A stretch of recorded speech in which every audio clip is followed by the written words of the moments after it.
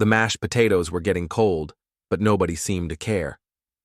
We were all too busy pretending this was a normal family dinner at my mother-in-law's house, when everyone knew it was really an intervention disguised as Sunday roast. "Tom, honey, could you pass the gravy?" Julia's voice had that fake sweetness she used when she was about to throw me under the bus. "I'm Tom Grady, 39 years old, and I fix things for a living. Pipes, electrical work, broken cabinets, you name it, I can make it work again.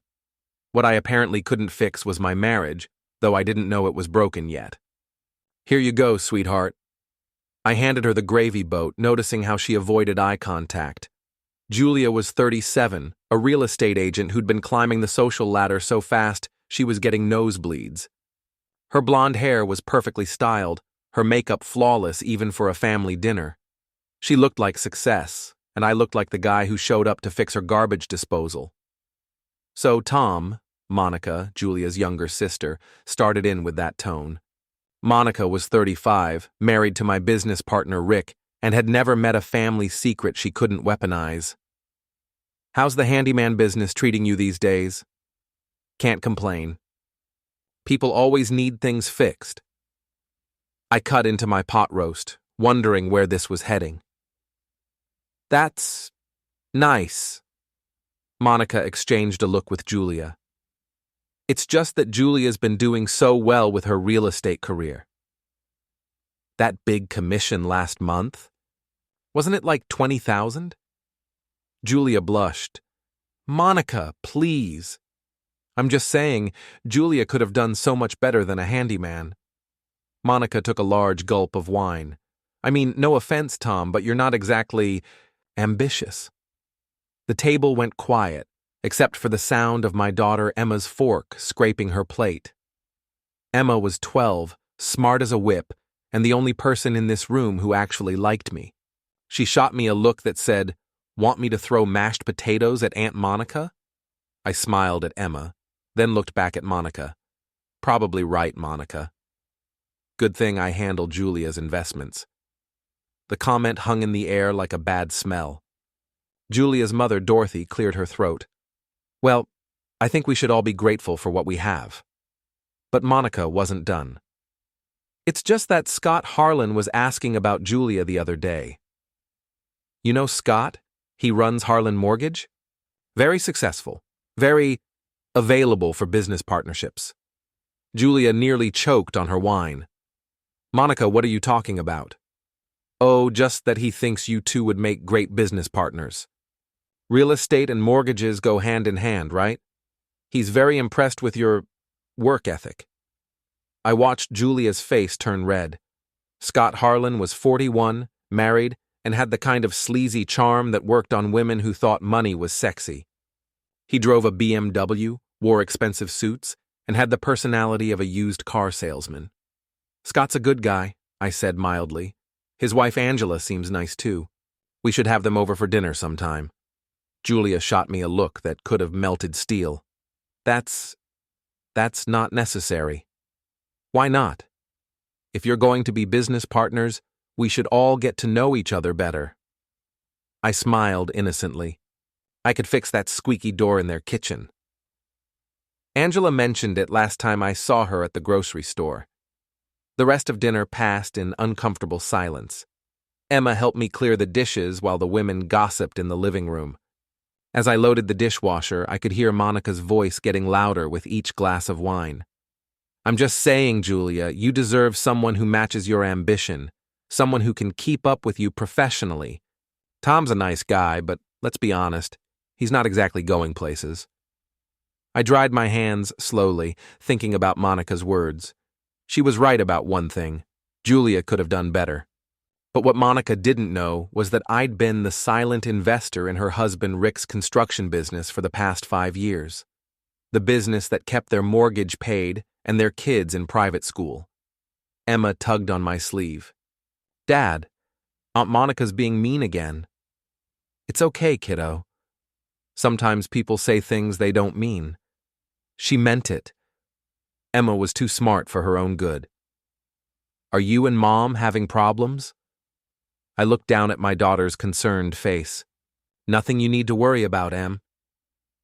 Why don't you go get your backpack ready for school tomorrow? After Emma left, I pulled out my phone and opened my banking app. A few taps later, I'd transferred my investment out of Rick and Monica's construction business. All $150,000 of it. The account would be empty by morning. I walked back to the living room where Monica was still holding court. Tom, there you are. She was definitely drunk now. We were just talking about Julia's career. Did you know she's been working late almost every night this month? Really? I looked at Julia, who was studying her wine glass like it held the secrets of the universe. That's dedication. Oh yes, she and Scott have been burning the midnight oil on some big project. Very hands-on work, if you know what I mean. Julia stood up abruptly. Monica, I think you've had enough wine. Have I? I'm just saying what everyone's thinking. Julia's outgrown her current situation. I nodded thoughtfully. You know what, Monica? You might be right. The drive home was silent. Emma fell asleep in the back seat, and Julia stared out the passenger window like she was planning her escape route. Monica was out of line tonight, Julia finally said as we pulled into our driveway. Was she? I helped Emma out of the car and watched her stumble sleepily toward the house. She seemed pretty sure about what she was saying. She's drunk and jealous. You know how she gets. Yeah, I know how she gets. I unlocked the front door and held it open for Julia. I also know how you get when you're hiding something. Julia froze in the doorway. What's that supposed to mean? Nothing, honey. Just that you've been working a lot of late nights lately. Must be exhausting, all that hands-on work with Scott. Her face went pale in the porch light. Tom, It's okay, Julia. I understand ambition. I smiled and kissed her cheek. Sleep well. I've got some early morning business to take care of. As I lay in bed that night, listening to Julia toss and turn beside me, my phone buzzed with a text from Rick. Tom, there's a problem with the business account. Can you call me first thing in the morning? I deleted the text without responding. Some problems solve themselves, and some problems need a little help. I was about to become very helpful. My coffee was still hot when Rick called at 7 a.m., panic thick in his voice. Tom, Jesus Christ, what happened to the business account? It's completely empty. I took a slow sip of coffee and watched Julia rush around the kitchen, getting ready for another busy day at the office. She was wearing a new dress I'd never seen before. Red, expensive looking, the kind of thing you wear when you want to make an impression. What do you mean empty? I asked Rick, though I knew exactly what he meant. I mean zero balance. The payroll's due Friday, we've got 3 jobs running, and there's no money anywhere. Julia grabbed her coffee mug and headed for the door, car keys jangling. She paused when she heard me talking to Rick. That's weird, Rick. You should probably check with your wife about that. Monica handles the books, right? Monica doesn't have access to the main investment account. Only you and I have those passwords. Julia was still standing by the door, pretending to check her phone while obviously listening to every word. Huh. Well, I'm sure we'll figure it out. Maybe there was some kind of banking error. Banking error? Tom, we're talking about $150,000. Yeah, that is a lot of money. I looked directly at Julia. Almost exactly what someone would need to start over somewhere new, wouldn't you say? Julia's face went white. She mumbled something about being late for a showing and practically ran out the door. After Rick hung up, still panicking about payroll and contractors, I poured another cup of coffee and opened Julia's laptop. She'd left it on the kitchen counter in her rush to leave, and she'd forgotten to log out of her email. I'm not proud of what I did next, but I'm not sorry either. The first email that caught my attention was from Scott Harlan, sent at 11:47 p.m. the night before. Can't stop thinking about our meeting today. When can we discuss the private aspects of our partnership? My office has excellent soundproofing. Julia's response, sent at 11:52 p.m. while I was lying next to her in bed, Soon. Tom's getting suspicious, but he's too trusting to do anything about it. We just need to be more careful. Scott again, or we could stop being careful altogether. My divorce lawyer says these things are easier when both parties want out. I screenshot everything before Julia's phone started buzzing with texts. I could see them pop up on her laptop screen through the message sync. Monica, Rick is freaking out about the business account. What did you tell Tom? Julia, nothing. Tom pulled his investment. We're screwed. Monica, why would he do that? Does he know about Scott? Julia, I don't think so. But last night at dinner, you basically announced it to everyone. Thanks for that, by the way. Monica, I was trying to help. You said you wanted out of your marriage. Julia, not like this. Rick's business failing ruins everything. Scott and I were counting on my divorce settlement to start over. I took screenshots of that conversation too, then closed the laptop and finished my coffee. Emma wandered into the kitchen in her pajamas, hair sticking up in every direction. Morning, kiddo. Want some pancakes? Where's Mom? Work. She's got a big project with her business partner. Emma made a face. The slimy guy with the fancy car? That's the one. I ruffled her hair. What makes you think he's slimy? He came to pick up Mom last week when her car was in the shop. He kept looking at her weird, and he smelled like too much cologne. Smart kid. Well, don't worry about him. I don't think he'll be around much longer. While Emma ate her pancakes, I called my buddy Pete. Pete was an ex-cop who ran a small private investigation business, mostly insurance fraud and cheating spouses. We'd been friends since high school, and he was one of the few people who knew exactly how much money I'd made over the years fixing up and flipping houses. Pete, it's Tom. I need a favor. What kind of favor? The kind where you follow my wife around with a camera for a few days. There was a pause. Ah, shit. I'm sorry, man. I was wondering when you'd figure it out. You knew? Tom, everyone knows. Julia and Scott haven't exactly been subtle. I saw them at that new restaurant downtown last week, and they sure weren't discussing mortgage rates. Why didn't you tell me?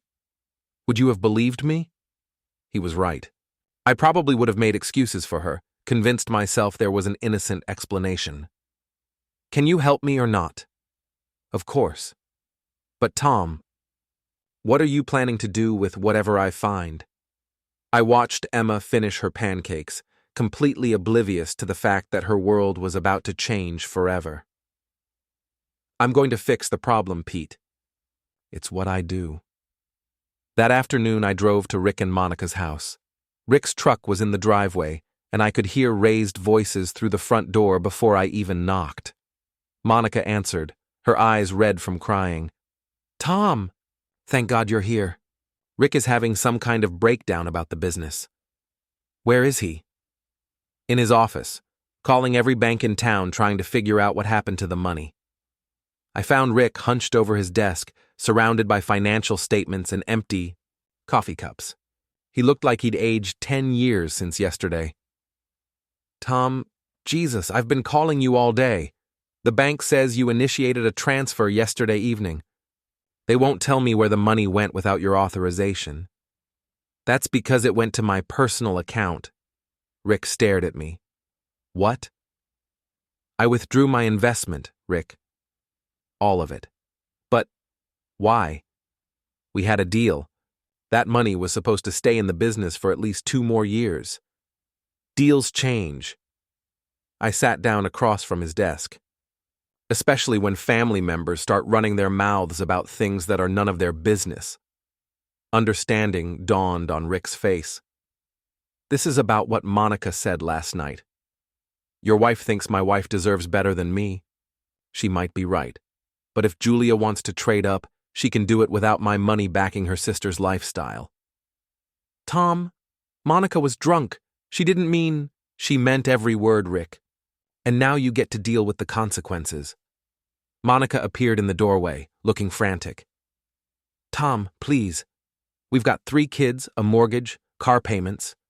If the business fails, then maybe you should have thought about that before you decided to play marriage counselor at dinner last night. I was trying to help Julia. She's been miserable for months. Really? How miserable? Monica glanced at Rick, then back at me. She feels like she's outgrown her current situation. Her current situation being married to me? Tom, please don't make me. Say it, Monica. Tell me exactly what my wife told you about our marriage.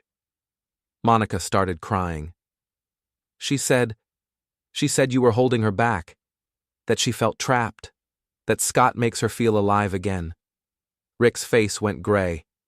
Monica, what the hell are you talking about? Julia's having an affair with Scott Harlan, I said calmly. Monica's been helping her justify it by convincing her that I'm not good enough. The room went dead silent, except for Monica's sobbing. Tom, Rick said quietly, I had no idea. Monica, is this true? Monica nodded miserably. Well then. Rick stood up and walked to his filing cabinet. He pulled out a bottle of whiskey and poured 3 glasses. I guess we're all screwed. I stood up and headed for the door. Not all of us, Rick. Just the people who forgot that loyalty works both ways. My phone was buzzing with texts when I got back to my truck. Julia had discovered her laptop was logged out and was panicking about whether I'd seen anything. Scott was asking if they should accelerate their timeline. Monica was begging me to reconsider. I ignored them all and drove to Emma's school. She had soccer practice until 5, which gave me plenty of time to make some arrangements. First stop, the bank, where I opened a new account and transferred most of my money into it. Second stop, a storage unit, where I started moving my expensive tools and equipment. Third stop, Pete's office, where he handed me a manila envelope full of photos. They went to the Riverside Motel this afternoon, Pete said. Room 237. They weren't exactly worried about being seen. The photos were damning. Julia and Scott kissing in the parking lot. Scott's hand on Julia's ass as they walked into the motel room. Julia laughing at something Scott said, looking happier than I'd seen her in months. There's more, Pete said. I followed Scott home yesterday. His wife Angela was in the front yard with their kids. Nice family. She has no idea. I studied the photos, feeling something cold settle in my chest. She will soon. Tom, whatever you're planning, I'm not planning anything violent, Pete. I'm just going to make sure everyone gets what they deserve. When I picked up Emma from soccer practice, she was muddy and exhausted, but grinning from ear to ear. We won 3-1. Did you see my goal? Sorry, kiddo.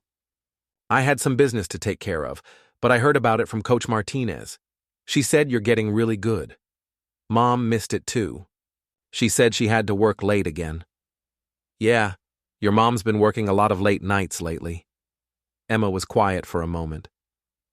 Dad, are you and Mom getting divorced? The question hit me like a punch to the gut. Why would you ask that? Because Sarah's parents got divorced last year, and before it happened, they were always fighting, and her dad was always angry, and her mom was always working late. Smart kid, too smart. Emma, your mom and I are going through some problems right now, but no matter what happens, you know I love you more than anything in the world, right? I know, Dad. I love you too. That night, Julia came home at almost 10 o'clock, claiming she'd been showing houses to out-of-town clients. She was wearing different clothes than she'd left in that morning, and her hair looked like she'd finger-combed it in a car mirror. How was your day? She asked, not quite meeting my eyes.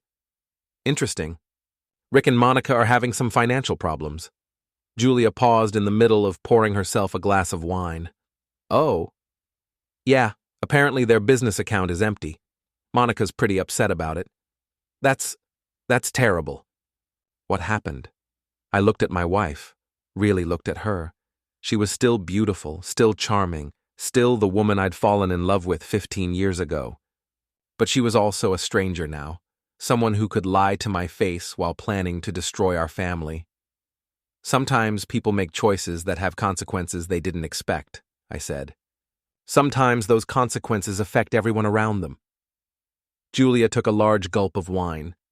I'm sure they'll figure it out. I'm sure they will. Later, as Julia pretended to sleep beside me, my phone buzzed with a text from an unknown number. This is Angela Harlan. We need to talk. Angela Harlan was waiting for me at Riverside Diner the next morning, clutching a coffee cup with white knuckles. She was pretty in a wholesome way, the kind of woman who packed her kids' lunches with little notes and never missed a school play. The kind of woman who deserved better than what she was about to learn. Thank you for meeting me, she said, as I slid into the booth across from her. I wasn't sure you'd come. Your text said it was about Julia and Scott. Angela's face crumpled slightly. So you know? I know. The question is, how do you know? She pulled out her phone and showed me a screenshot. Scott's been getting careless with his texts. He left his phone on the kitchen counter yesterday and it kept buzzing. I saw this. The message was from Julia. Can't wait to feel you inside me again. Tom's working late tonight, my place at 8. I felt my jaw clench. I'm sorry you had to see that. Are you? Because part of me wonders if you sent this to me somehow. Smart woman. Why would you think that? Because yesterday morning, Scott came home furious about some business deal falling through. Something about his partner's husband pulling out of an investment. That partner wouldn't happen to be Julia, would it? I sipped my coffee and studied Angela's face. She was angry, hurt, and looking for someone to blame. I could work with that. Angela, what do you want from me? I want to know how long this has been going on. I want to know if my husband is planning to leave me for your wife. And I want to know what you're going to do about it. How long have you been married? 14 years. We have 2 kids. Tommy's 10, Sarah's 8. Scott's been distant lately.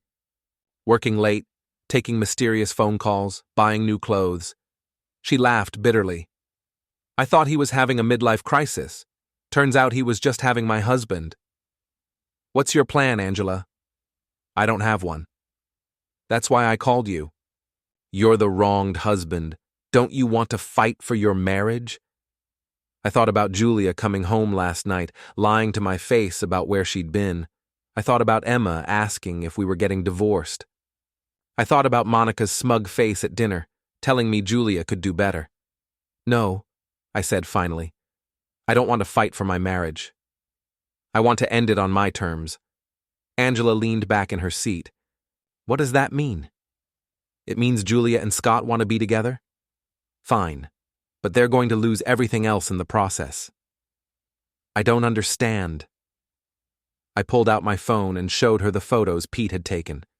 Angela's face went white as she scrolled through them. These were taken yesterday afternoon. Room 237 at the Riverside Motel. Angela's hands were shaking. How did you... Who took these? A friend. Someone who thinks cheating spouses should face consequences. What kind of consequences? I leaned forward.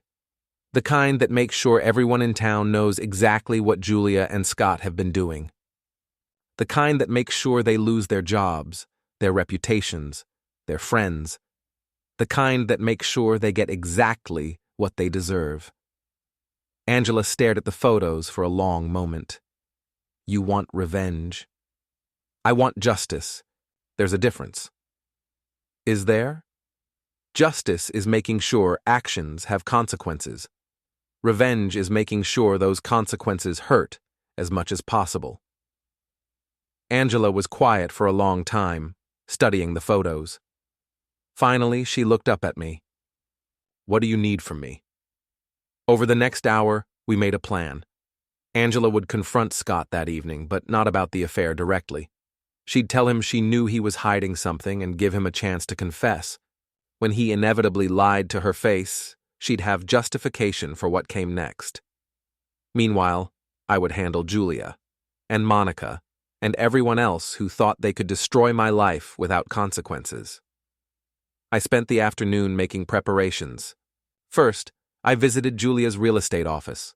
Her assistant, a young woman named Brenda, was always friendly when I stopped by. "Hi, Mr. Grady. Julia's out showing properties, but I can leave her a message." "Actually, I wanted to ask you something. Has Julia been working a lot of late nights lately?" Brenda looked confused. "Late nights? Not really. She usually leaves by 5, same as everyone else." "Huh. She's been telling me she's been working until 8 or 9 most nights this week." "That's weird." Monday, she left early for a dentist appointment. Tuesday, she had a lunch meeting that ran long, so she took the afternoon off. Wednesday. Brenda trailed off, looking uncomfortable.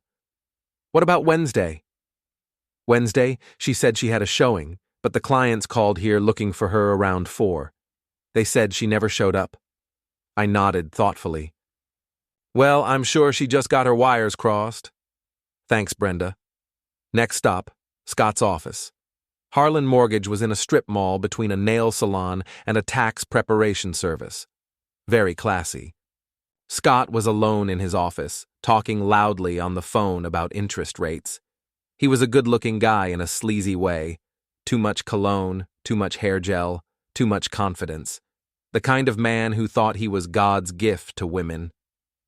He looked surprised when I walked in. "Tom, what brings you here?" "Just thought I'd stop by and say hello. Julia talks about you all the time." Scott's smile faltered slightly. "Oh? All good things, I hope." "Oh, definitely. She says you two have been working very closely together lately, very hands-on." "Well, real estate and mortgages go hand in hand. We're just trying to provide the best service to our clients." "I'm sure you are." I sat down across from his desk, uninvited. "You know, Scott, I've been thinking about what Monica said the other night. About Julia deserving someone more ambitious." Scott shifted uncomfortably in his chair. "Monica says a lot of things." "She does. But this time, I think she might be right. Julia does deserve someone who can match her ambition. Someone who's willing to take risks for what they want." "Tom, I'm not sure what you're getting at." "I'm getting at the fact that Julia's unhappy, Scott. She's been unhappy for a while now. And I think you know exactly why." Scott's face was turning red. "I think you should probably go." "In a minute. First, I want to show you something." I pulled out my phone and showed him one of Pete's photos, the one of Scott's hand on Julia's ass in the motel parking lot. Scott went pale. "Where did you get that?" "Does it matter?" "The question is, what are you going to do about it?" "Tom, listen, I can explain." "No need to explain, Scott. I understand perfectly. You want my wife, you can have her. But you're going to pay for her." "What does that mean?" I stood up and leaned over his desk. "It means you're about to learn that actions have consequences. And some consequences are more expensive than others." I left Scott's office and drove to Emma's school. She was in after-school art class, painting a landscape that looked suspiciously like the view from our backyard. "That's beautiful, kiddo. Thanks, it's our house, see? There's the oak tree where you hung my swing, and there's Mom's garden." I looked at the painting. Our house, our yard, our life, captured in watercolors by a 12-year-old who still believed her parents loved each other. "Emma, can I ask you something?" "Sure." "If things changed at home, if Mom and I decided we couldn't live together anymore, what would you want to happen?" Emma's brush stopped moving. "Are you getting divorced?" "I'm just asking hypothetically." "I'd want to live with you," she said without hesitation. "Mom's never home anyway, and when she is, she's always on her phone or getting ready to go somewhere else. You're the one who helps with my homework and makes pancakes and comes to my soccer games. What if living with me meant we had to move to a smaller house? Maybe not in as nice a neighborhood?" Emma shrugged. "I don't care about the house. I care about you." That evening, Julia came home at her usual fake time, 9:30 p.m., claiming she'd been showing houses. She was wearing the same clothes as that morning, but her makeup was freshly applied and she smelled like Scott's cologne. "How was your day?" she asked, pouring herself a large glass of wine. Productive. I had some interesting conversations. Oh? With who? Brenda at your office. She was confused when I mentioned how hard you've been working lately. Apparently you've been leaving early most days this week. Julia's wine glass paused halfway to her lips. Brenda doesn't keep track of my schedule. I have showings all over town. I'm sure you do. I also talked to Scott today. Now the wine glass was shaking slightly. Scott? Why? Just wanted to thank him for being such a good business partner. He seemed nervous about something, though, like he had something to hide. Julia set down her wine glass and turned to face me fully. Tom, what's going on? You're acting strange. Am I? Or am I just finally paying attention? Paying attention to what? I pulled out my phone and showed her the photo of her and Scott at the motel.